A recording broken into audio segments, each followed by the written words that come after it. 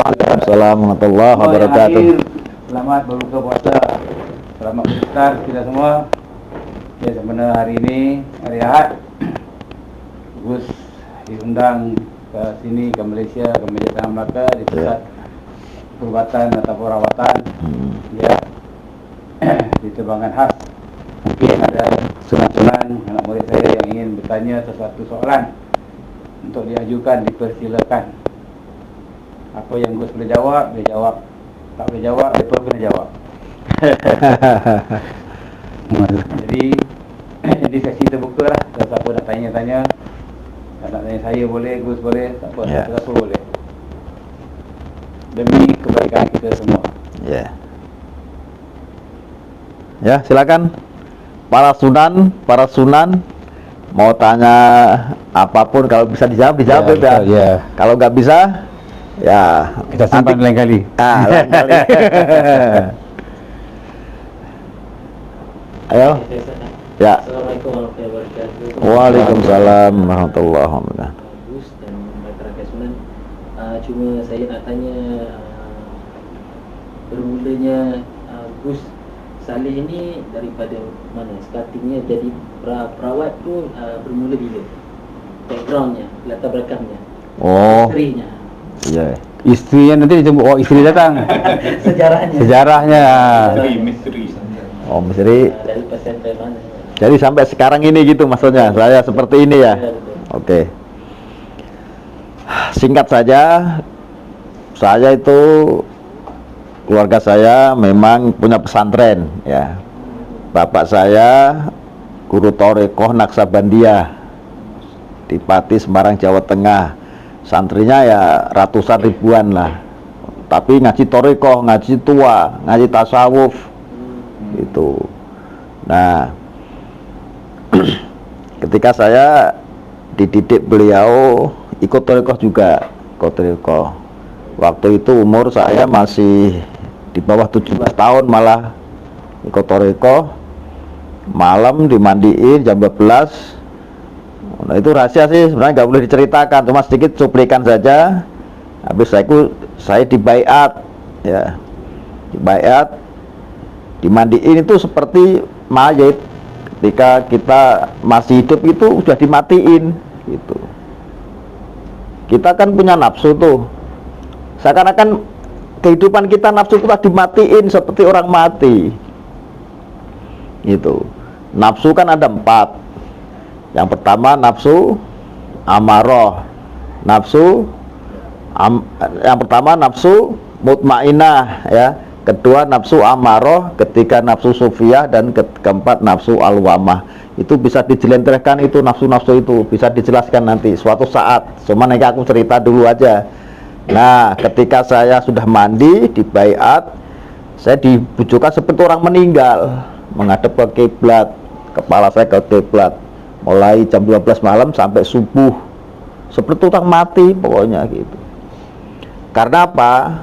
Karena saya ikut ditorekohkan, ikut dibaiat, karena bapak saya itu mimpi harus dipotongin kambing 2. Artinya ya ikut torekoh itu. Karena kalau nggak ikut torekoh saya pasti jadi berandalan, jadi orang nakal gitu firasatnya. Makanya ini aja masih nakal saya, apalagi nggak ikut torekoh Bib gitu. Nah, dalam proses itu terus. Nah, sebelumnya saya pernah mati ya, sebelum ikut torekoh itu pernah saya saking nakalnya itu, keluarga saya itu benci sama saya, saking nakalnya. Nakal anak kecil gimana sih, gitu aja, buandel, nggak pernah pulang, main pula kemana gitu, nggak pernah pulang. Pokoknya nakal anak kecil lah, bukan anak dewasa. Kalau nakal orang dewasa kan main, itu nakal anak kecil. Akhirnya saya pernah mati.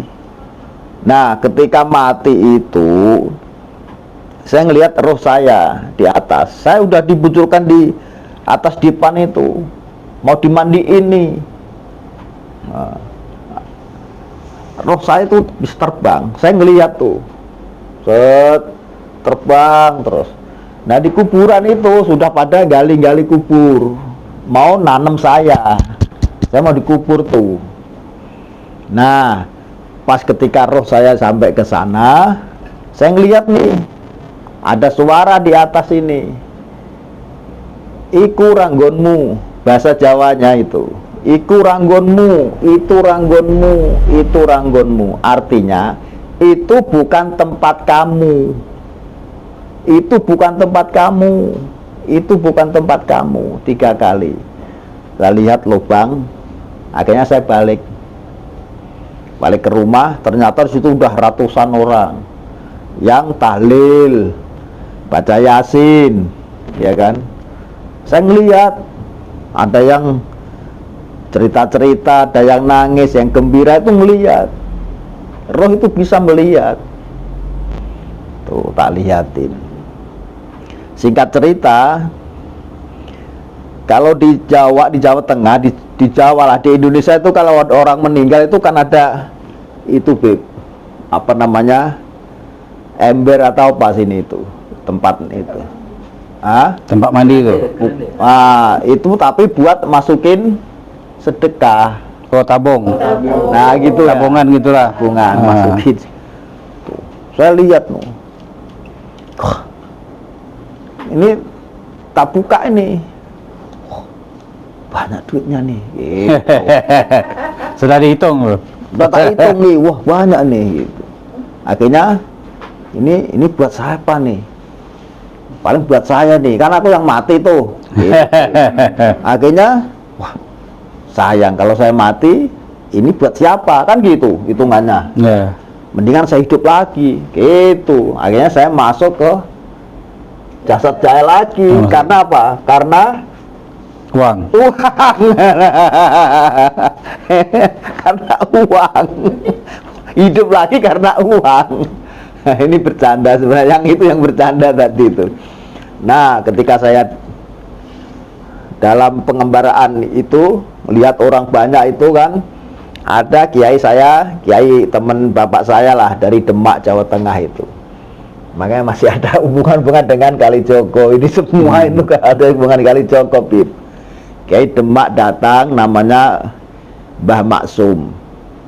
Sakti beliau. Roh saya kan masih di sini. Saya ngelihat terus saya masih di atas. Nah, Mbah Maksum datang. Oh, anakmu mati. Kata sama-sama guru. Bapak saya itu temennya Kiai Maksum. Kiai Sarkowi bapak saya, ini Kiai Maksum itu temennya. Tanya sama Kiai bapak saya. Oh, anakmu mati. Iya, iya Mbah. Tak tambanane gitu. Diobatin, dirawat kayak Habib ini, kayak tabib ini. Ditiup pantat saya. Gitu.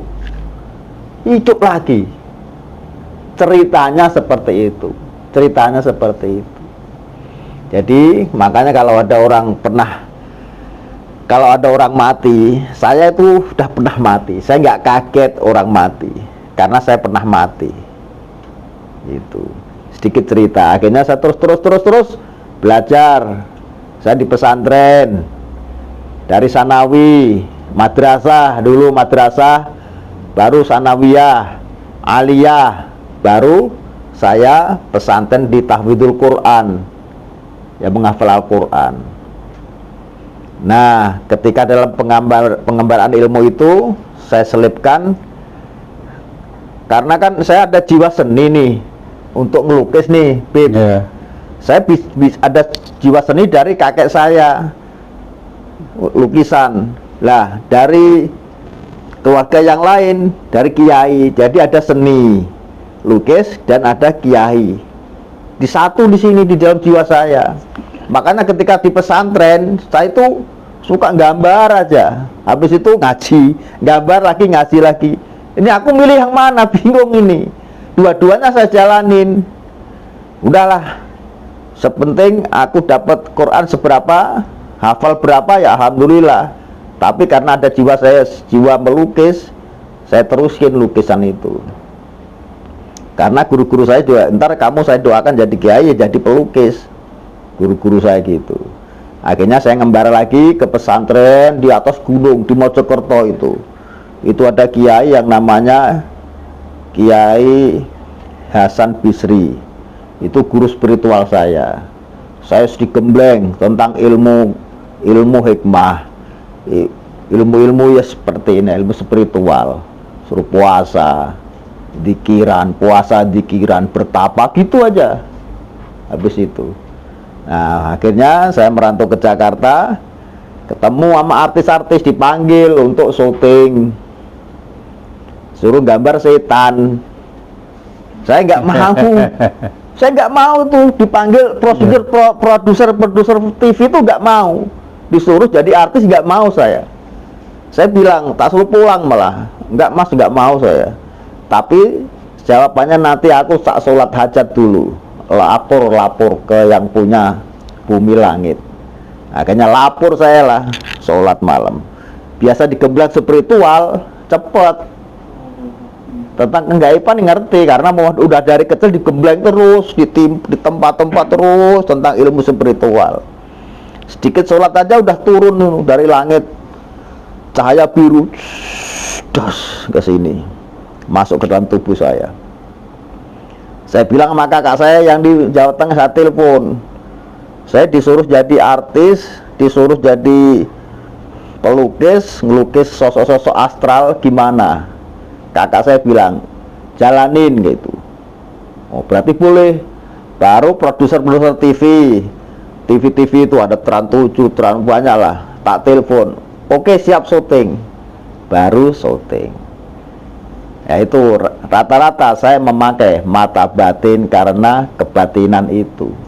Seperti tabib ini juga sebenarnya kebatinan, ilmu ini kan ilmu kebatinan. Iya. Ya kan, Bib? Yeah. Meskipun itu tabib nggak bisa, katanya saya nggak bisa mata batin, nggak, bohong. Sebenarnya bisa, cuma dia ngerasa belum sampai menyentuh dari astral yang kasat mata.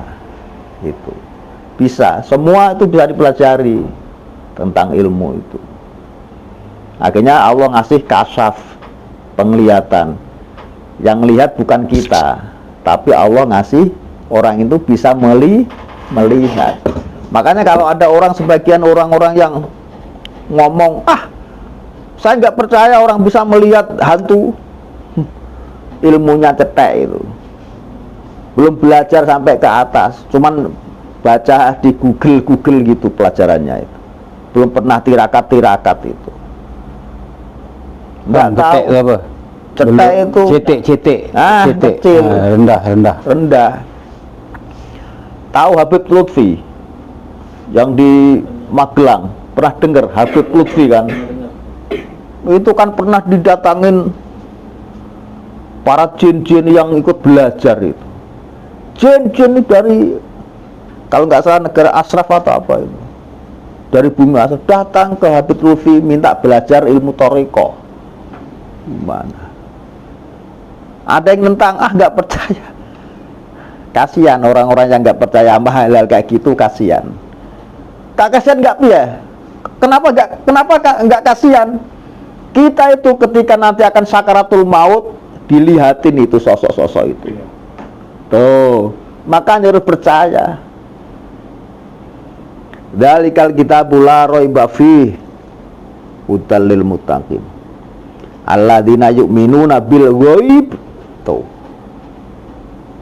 yang kelihatan nanti ketika mereka itu akan sakaratul maut, balik kelihatan setan nyamar jadi orang tuanya, ya, jin nyamar jadi malaikat, atau jin nyamar jadi orang tuanya atau jadi gurunya, bimbing. Makanya kalau ada orang sakaratul maut kadang takut, itu nggak punya kekuatan iman di sini. Padahal yang datang itu kadang ada yang nguji, ada yang memang ngasih apa? Ada yang menghasut, ada yang nguji, ada yang memberikan pertolongan lewat bisikan kebaikan. Gitu. Melihat semua. Kiai saya yang mau meninggal itu ya, kemarin lapor ke saya. Dia mau meninggal, didatangin malaikat apa? Israel. Malaikat Israel, cuman separuh badan, datang, gitu. Malaikatnya pergi. Besoknya saya dipanggil. Kenapa Beh? Saya bilang gitu. Kemarin ada malaikat datang mau nyabut nyawa saya. Kok tahu tuh malaikat Beh? Iya, saya tahu, nggak jin itu di atas itu, separuh katanya. Kok nggak jadi dicabut Beh? Saya bilang. Memang belum waktunya. Tapi habis itu 40 hari datang malaikatnya nyabut. Nah, ini sedikit gambaran tentang spiritual yang saya alami ya. Bukan saya mencari ya, tapi saya alami sendiri dengan takdir Tuhan yang diberikan kepada saya. Seperti akhirnya seperti ini, Bib. Nah, itu aja jawabannya. Singkat, padat. Ada yang tanya lagi ke tabib? Jangan saya lagi, udah lama tadi udah ngobrol.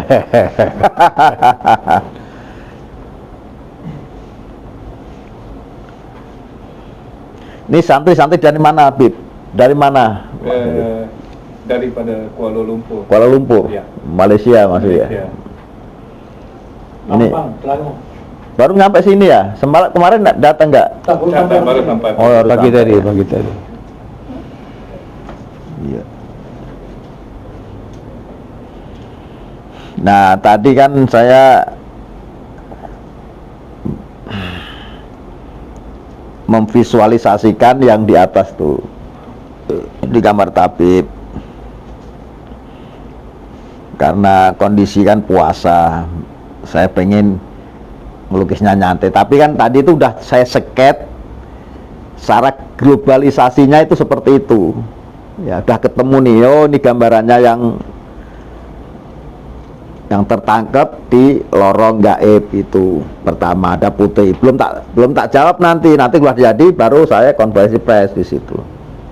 Ini yang kedua ada Sunan-Sunan, itu Wali Songo, ada Sunan Kalijogo yang depan, terus ini para wali itu yang tertangkap di situ.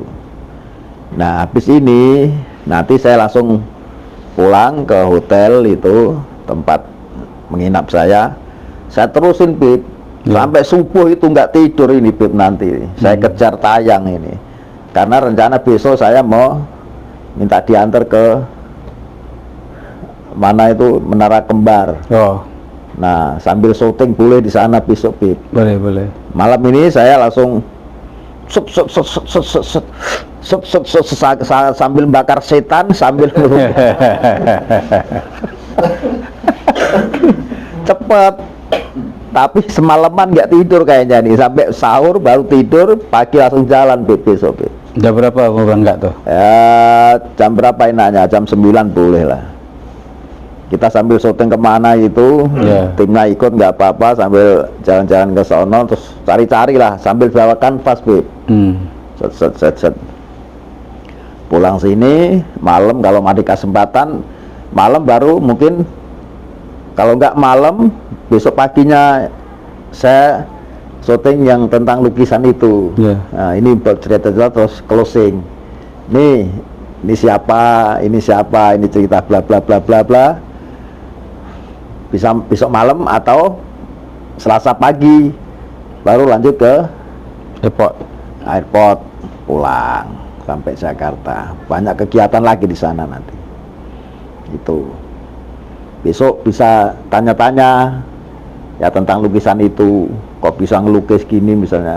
Saya besok anda berangkat ke LCC, ke Twin Tower kan, Menara Kembar. Jadi jam berapa tuh mau ditanya-tanya lagi itu pasal lukisan itu? Lukisan kalau enggak malamnya Bib. Malamnya. Habis dari keluar itu malamnya. Kalau enggak malamnya ya paginya itu sebelum ke. Penerbangannya jam berapa? Siang itu Bib. Iya.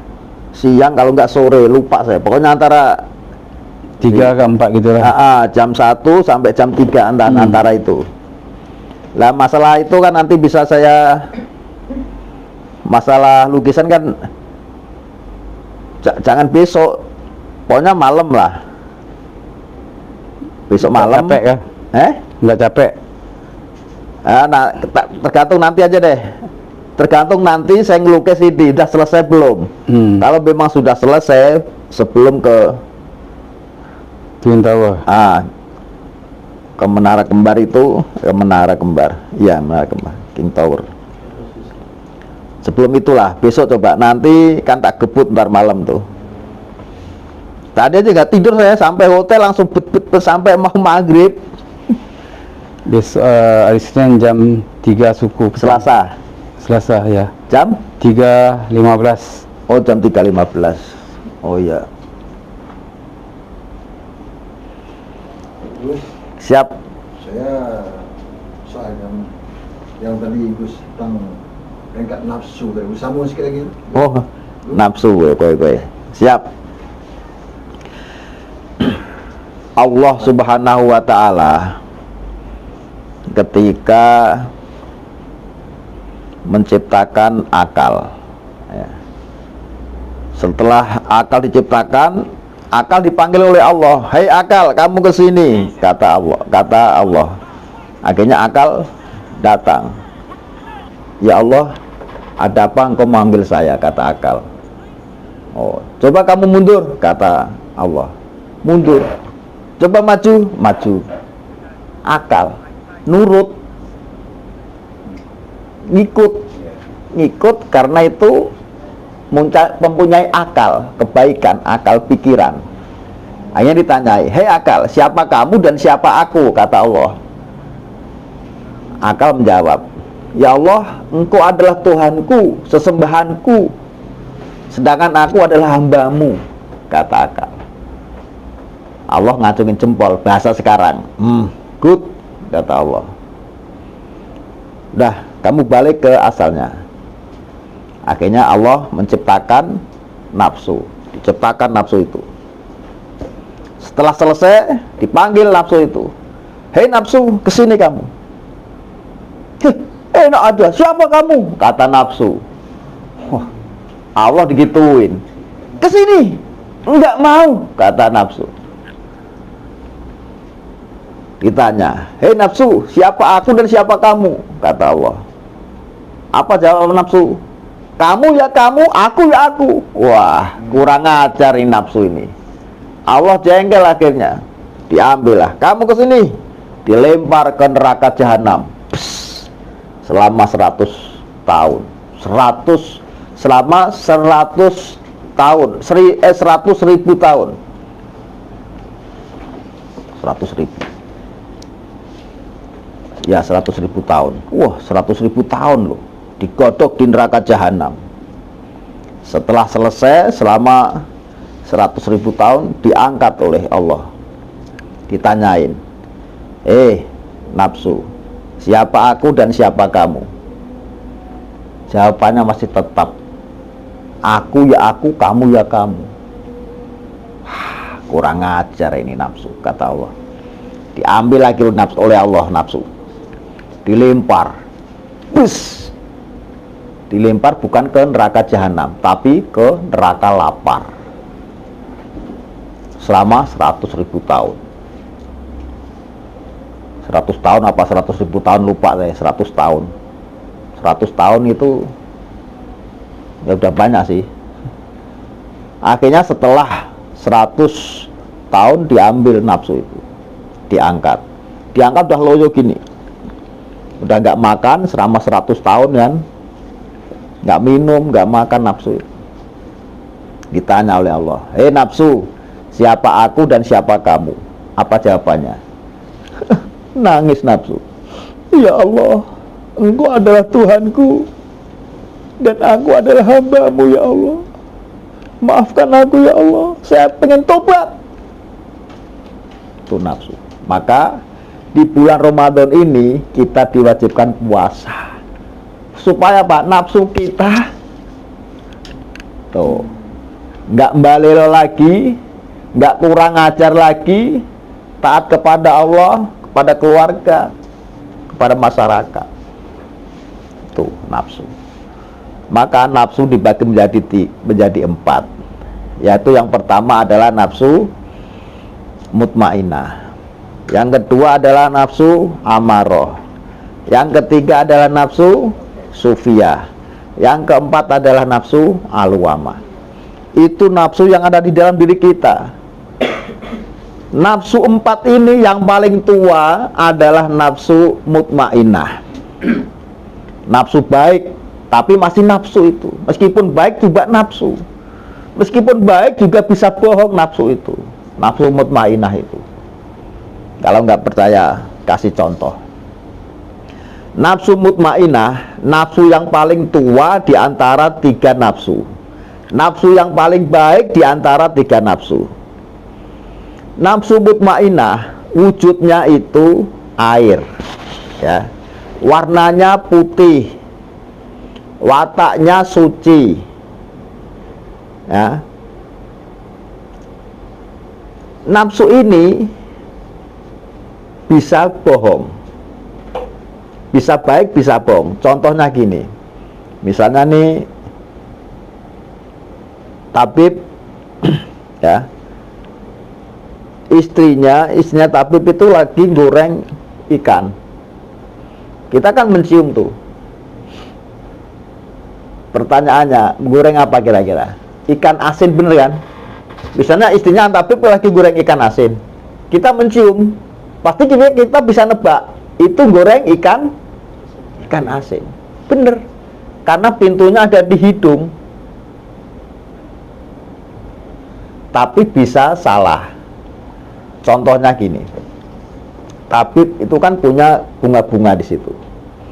Bunga mawar indah kan, bunga melati indah. Ketika kita petik, kita cium, aromanya apa? Wangi. Tapi kalau nggak percaya, kita cium, habis itu kita gigit, kita makan dikit, cetik, apa rasanya? Pahit, gitu kan? Itu bisa bohong, itu sifat nafsu mutmainah. Paham? Kita cium wangi, oh, wah enak nih, cakep nih, mantep nih. Tapi kita makan pahit, bohong. Itu nafsu. Maka semua nafsu itu lari ke negatif, meskipun dia baik. Nafsu mutmainah tuh pengen sholat, zakat, haji, sedekah, tapi di situ ada kebohongan, situ ada riya, ada. Itu nafsu pamer, ada sombong sedikit. Itu meskipun dia pengen ngaji, ada kesombongan, ada pamrihnya lah. Itu nafsu yang pertama, nafsu mutmainah. Yang kedua, nafsu amarah. Pintunya ada di kuping. Coba kalau nggak percaya. Sunan siapa namanya? Sunan Aliyah. Sunan Aliyah nih contohnya. Sunan Aliyah, ada yang ngerasain ini. Ini Sunan siapa? Zainuddin. Sunan Zainuddin ngerasain ini, ngomongin itu gibah. Sunan Aliyah ini makanya banyak. Sunan Aliyah dengar kupingnya, marah gak kira-kira? Diomongin katanya makanya banyak, marah gak kira? Marah. Karena sifatnya itu angkara murka, ya, pintunya ada di kuping. Terus sifat apa? Wataknya angkara murka, warnanya merah, wujudnya darah. Makanya kalau orang marah pasti mukanya merah. Itu ada nafsu amarah. Yang ketiga, nafsu sufiyah. Pintunya ada di mata. Biasanya ibu-ibu nih biasanya nih, kalau ngeliat perhiasannya matanya hijau. Ada mobil cakep, hijau matanya. Perhiasan, baju, meskipun ada pengajian bajunya masih kredit. Itu suka ngutang ibu-ibu kalau ngaji. Itu nafsu, itu bahaya. Yang terakhir adalah nafsu alwamah. Ini biasanya bapak-bapak habis makan, rokok, tidur.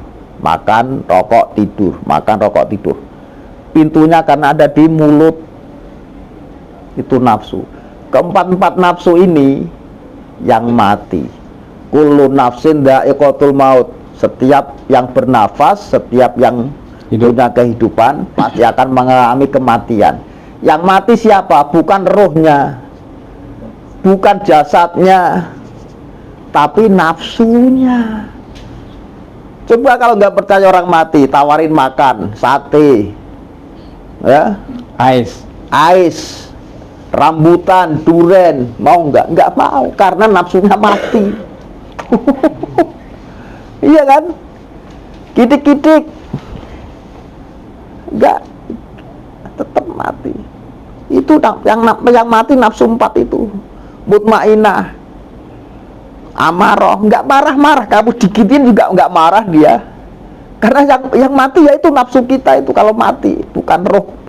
Bukan roh, rohnya kembali ke Allah. Kalau yang baik.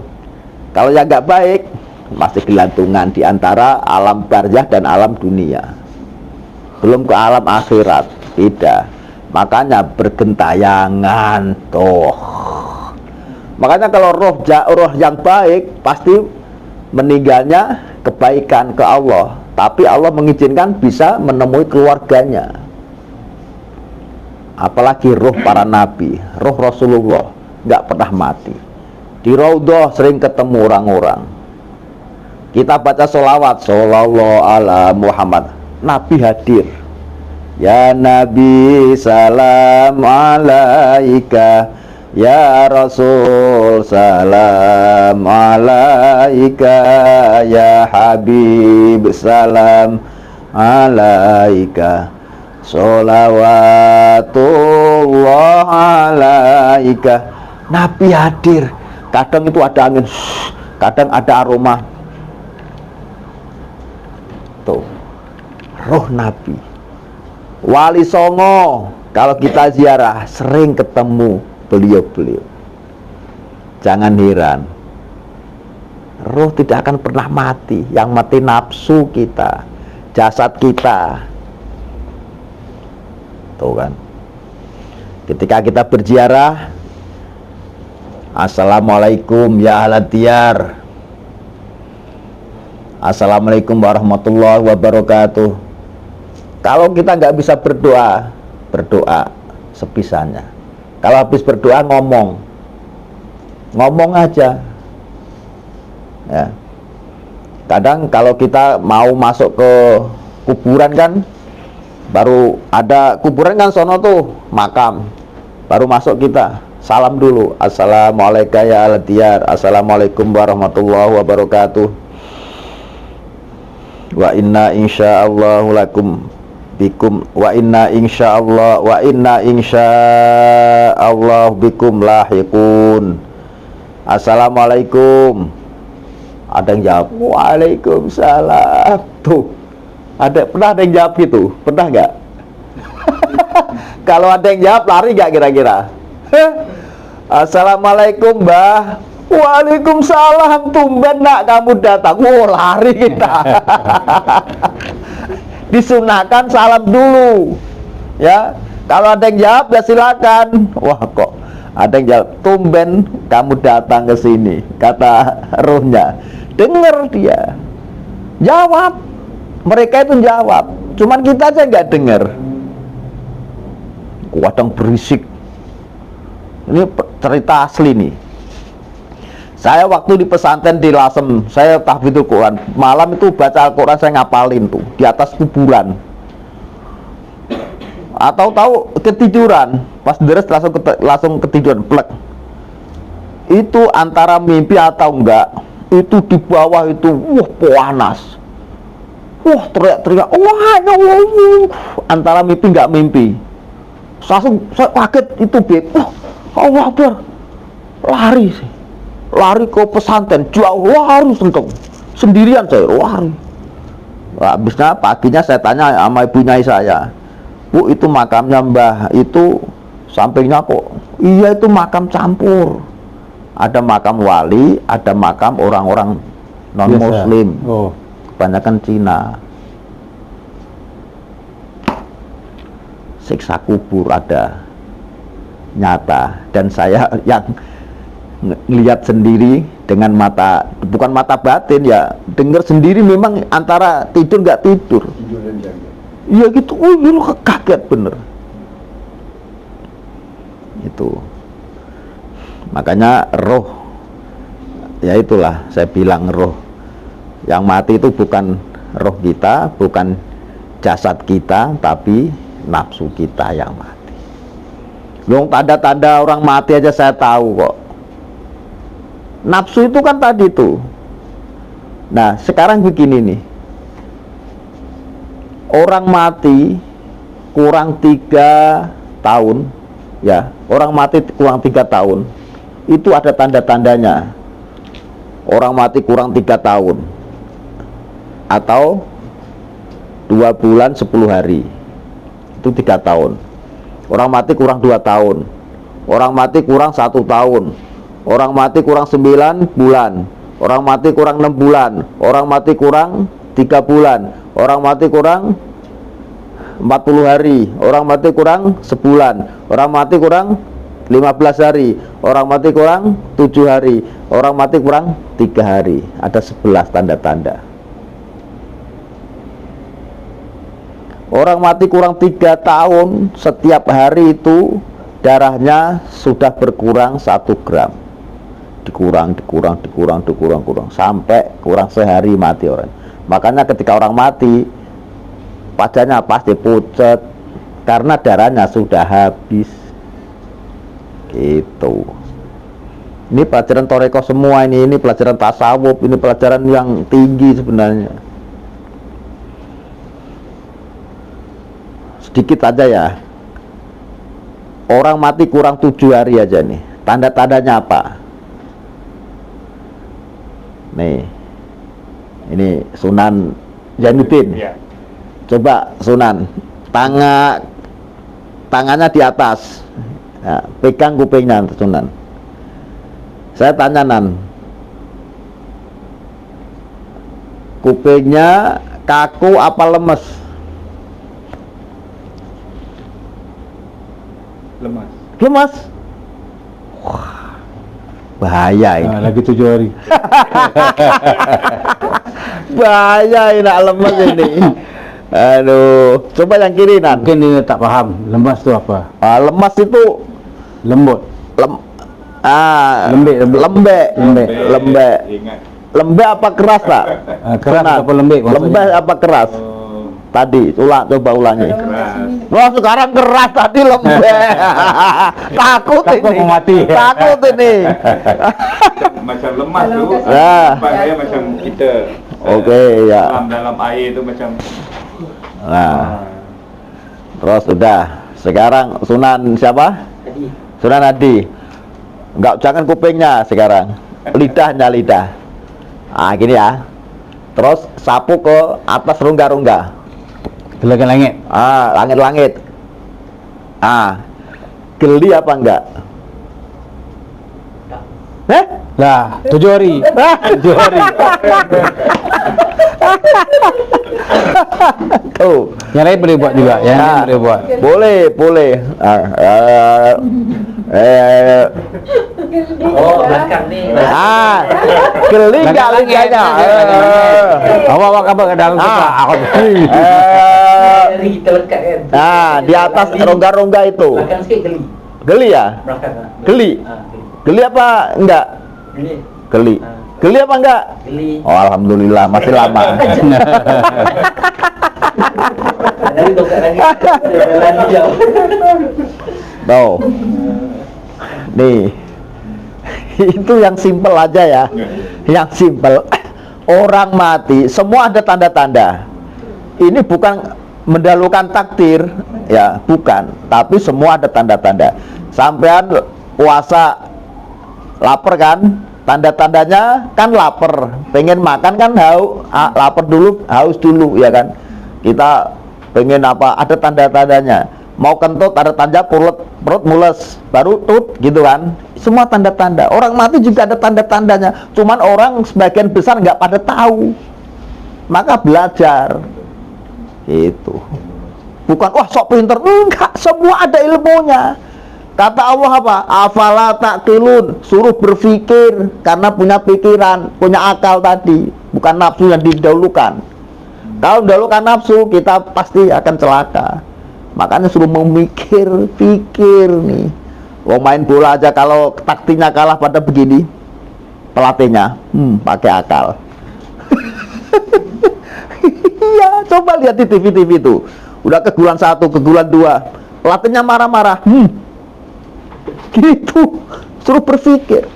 Orang hidup juga suruh berpikir. Tabib ini nggak seperti ini. Kalau dia nggak punya pikiran, beliau nggak punya pikiran, harus maju gimana caranya. Puluhan tahun sampai sekarang, sampai punya mobil 200.000 mobilnya, nggak muat, apalagi duitnya. Bininya aja nggak muat.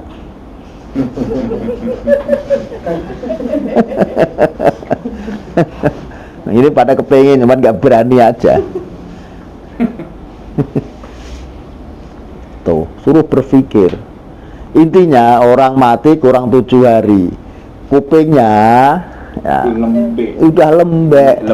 Karena apa? Yaitu kekuatan tuh darahnya udah berkurang 3 tahun setiap hari udah berkurang lembek. Nafsunya sudah nggak ada, nafsu makan sudah nggak ada, apa-apa malas semuanya. Udah dikurang-kurangi oleh Allah ya. Tuh. Lembek. Terus cetak itu karena rasa keinginan udah berkurang, makanya nggak ada rasanya. Itu nggak ada rasanya. Lah orang mati rata-rata kalau dikiran kan ada ilmu cetaknya ini ya, lidahnya itu dituruh ke atas. Kalau mati orang rata-rata begitu karena menahan sakit, dicabut oleh malaikat itu. Tapi yang baik ya insya Allah aman. Tapi nahan, kayak gitu. Ini sering dipraktekin, saya ada ilmunya kayak gitu. Maka kalau dikiran suruh lidah itu ke atas. Kalau ilmu Jawa lagi pakai gini tangannya. Mohon pada Tuhan, langsung tembus seret. Kalau dikiran segitu saya. Tuh paham, zikiran. Zikir. Ya, di dalam Tapi Pak, Allah itu bagus. Allah harus ada di sini terus. Saya itu kalau ilmu thariqah ya, setiap hari ada di sini Allah. Allah menyebar ke seluruh tubuh kita, mulai rambut sampai kuku kita itu Allah, semua zikir. Saksi ini semua. Oh, hebatnya ilmu yang tinggi. Meskipun di sini menyebar. Seperti ruangan ini kan saya bilang kemarin kan, kuning menyebar, jret, putih hilang. Karena apa? Sering dipakai untuk zikir, pengobatan, penetralisiran di sini. Auranya jadi kuning. Gitu. Singkat, orang mati kurang 7 hari ya. Yang 3 hari sekarang. Yang 3 hari orang mati kurang 3 hari itu. Ketika kita habis tidur nih, habis tidur ya, malam begadang, pagi subuh kan bangun kita ke kamar mandi, mau buang air besar misalnya. Saya tanya, yang keluar air kencing dulu apa kotoran? Ketika kita buang air besar, ayo Sunan, ketika kita buang air besar, itu yang keluar kencing ataupun najis dulu. Atau najis atau kotoran. Najis dulu. 3 hari. Dah 3 hari confirm. Ini tak tahu. Orang kalau mau buang kotoran, tahu nggak buang kotoran? Ya, nak buang air besar. Air besar, buang air besar.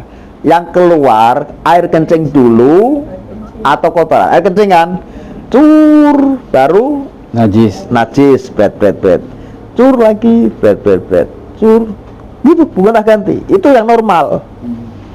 Kalau ada besok subuh nih, 1, 2, 3, 4, 5, 6, 7, wali 7 subuh besok ya, mau buang kotoran, tiba-tiba langsung brot, nggak kencing lagi. Di masjid ada pengumuman, innalillahi wa inna ilaihi raji'un, 7 sunan bakal pergi. Tuh, itu bahaya. Makanya itu nggak bisa diobatin. nggak bisa disyariatin, nggak bisa diperawat lagi siapapun, dukun, paranormal, tabib, nggak bisa lagi nyariatin tuh, karena udah begitu, udah terahnya itu, Suratan. udah suratan tuh. Orang mati kurang 1 hari, mau tahu nggak? Bawa gula sama kopi sama amplop. Amplop apa? Amplop tahu? Ampau. Oh, envelope. Amplop. Jangan lupa diisi, dimasukin uang. Gula tahu, kopi tahu, sama amplop, sama isinya. Bawa ke rumah saya. Baru tak kasih tahu. Sekarang ntar kalau gitu nggak dapat duit saya, Beb. Wes, gitu aja jawabannya. Oke, apalagi tanya tabib sekarang. Assalamualaikum warahmatullahi Ya. wabarakatuh. Assalamualaikum warahmatullahi wabarakatuh. Apa pendapat tentang Tuan Guru Tabib Adam? Sebab kehidupan saya alami hampir 20 tahun lebih penyakit, merata tempat saya pergi. Tapi Allah izinkan saya jumpa dengan Tuan Guru Tabib Adam. Allah izinkan saya kebaikan, Kesembuhan lah. kesembuhan. Itulah yang ni. Kalau boleh Tuan Guru nak latar belakang Tuan Guru sedikit tu, sebab saya tak pernah terbayang, tak pernah terjumpa, tak pernah langsung berfikir yang dibolehkan. Saya pergi merawat mana-mana tempat pun tak ada orang yang nak mengijazahkan, yang nak ambil anak murid sebagai jadi anak murid gitu. Tak ada lagi dalam Malaysia. Belum ada lagi. Hanya kalau ada ni pun hanya beramal sendiri-sendiri aja. Beli buku, beli kitab, amal sendiri. Tapi dengan tabib Tuan Guru ni Haji, dia ajar keseluruhan sampai habis kita zikir, dan ada lagi ilmu-ilmu yang lain dia turun. Ya. Ini jawab siapa? Saya. Kirain tanya jawab tabib. Aku nungguin. Paham tak gue apa soalannya? Pendapat dan pandangan tentang Ya. Tuan Guru tu. Saya belum kenal jauh beliau, tapi saya merasa dekat banget. Ketika beliau WA pertama, Assalamualaikum Bu, saya langsung jawab. Saya nggak tahu beliau. Saya jarang jawab WA. WA tuh WhatsApp. WA. WhatsApp itu tiap hari ratusan, bahkan nggak muat itu. Tapi saya dedek. Saya belum kenal, belum apa-apa. WA kan banyak, paranormal lah, ki siapa, pasien macam-macam banyak tiap hari. Cuman, Assalamualaikum Gus. Masih ada WA belum tak hapus kali itu. Langsung jawab, Waalaikumsalam. Terus baru tak pelajarin, ini siapa? Oh, ini kayak nggak tahu auranya itu kayaknya masuk aja gitu loh. Langsung tak jawab gitu. Itu bukan rekayasa, kayak gitu kan getaran dorongan daripada energi gitu loh. Ini kan pengobatan jarak jauh lah, mungkin dirapalin dia. Mau WhatsApp saya dirapalin dulu kali gitu. Jarak jauh pengobatan bisa transfer energi, bisa. Pengobatan jarak jauh juga bisa tanpa ruang waktu. Kita mendoakan misalnya nih, anak ada air nih, ditutup sama dibuka, nggak ada bedanya sebenarnya. Cuman orang kan yakin aja dibuka kan, nggak ada bedanya. Sama astral lah, astral itu nggak ada ruang waktu, tembus saja, set. Ini bisa tembus sono. Kalau bisa melihat sosok astral atau jin atau katakanlah itu setan, itu kalau terbang cepet banget, suat gitu. Asli. Wong saya sering tak buktikan itu. Aku kalau Nanti kalau diundang lagi aja yang cerita yang serem-serem banyak. Nanti saya punya temen jin. Ini biar penasaran tabib, namanya Putri. Itu anak buahnya Kanjeng Ratu Pantai Selatan.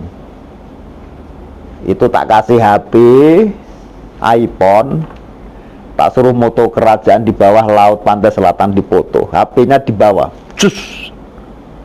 Dipotoin jepret. Itu HP itu apa? Handphone. HP. HP. Ada. Buktinya ada. Ngambil barang set. Bisa. Anggap nanti kalau diundang lagi mungkin tahun depan. Baru tak ceritain tentang Putri tadi. Wah, seru itu kalau itu ntar.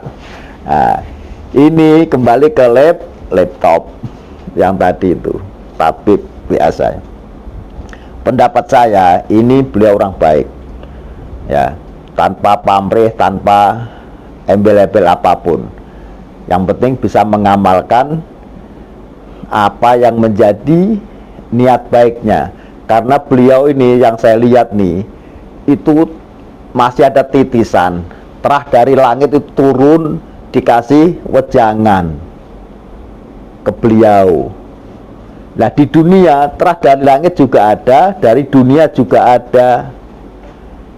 Ya termasuk dari Wali Songo salah satunya, ada terahnya, ada titisannya.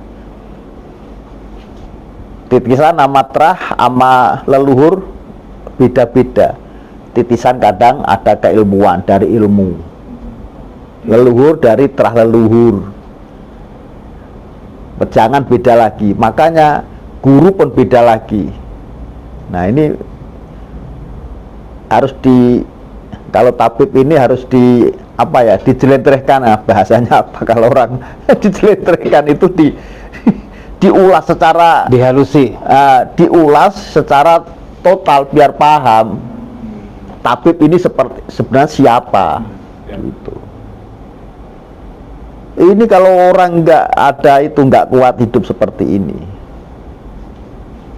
udah ambruk, udah jatuh.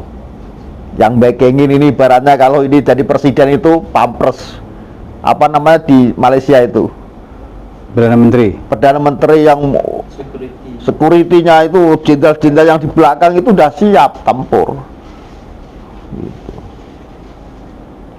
Maka ketika Anda udah berobat kemana-mana di sini merasakan kenyamanan, merasakan ada kebaikan, ya kesuksesan. Karena apa? Karena itu Allah. Karena Allah, semua dari Allah. Cuma kan nur itu kan jatuh kemana? Ibaratnya yaitu ada turun dari langit. Dah singkat padat itu aja ceritanya.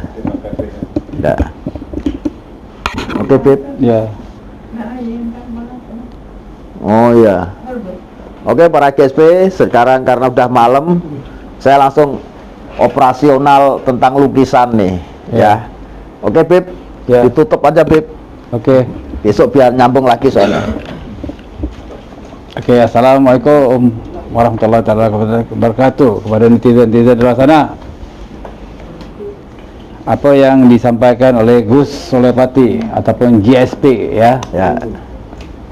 Ada 2 channelnya ya. Ya. Untuk like, share, subscribe ya, tekan lonceng ya.